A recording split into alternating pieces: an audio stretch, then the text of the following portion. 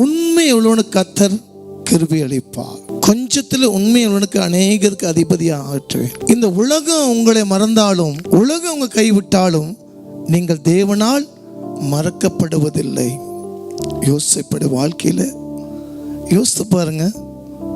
அவர் எவ்வளோ தவறான பாதையில் கடந்து போயிருக்கலாம்.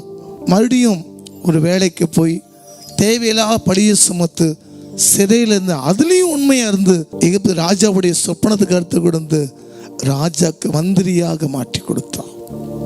இந்த பஞ்ச காலத்தில் வரும்போது அந்த சகோதரர்களுக்கெல்லாம் இவர் உயர்வான ஸ்தானத்தை கற்றுக் கொடுத்தார்.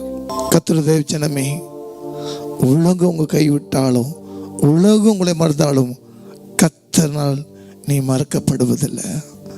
எப்படி யோசிப்பை உயர்த்தினாரோ உங்க வாழ்க்கையில, யோசிப்பை போல கடினமான வாழ்க்கையில உங்களை உலகம் உங்க துயர்படுத்தாலும், கர்த்தர் யோசிப்பை மறக்காதபடி கர்த்தரை மட்டும் இறுக்கி பிடிச்சார் யோசிப்பு. ஆனால் உண்மையை நடக்கப்பட்டார். தான் தப்பு செய்ய எது செய்தால் கர்த்தர் பார்க்கிறார் என்று அவர் உயர்வான ஆசீர்வாதத்தை பெற்றுக்கொண்டார். இன்னைக்கு உலகம் உங்க கைவிட்டுச்சா, உலகம் உங்களை மறந்தாலும் கர்த்தர் உங்களை மறவாத தேவன் இருக்கிறார்.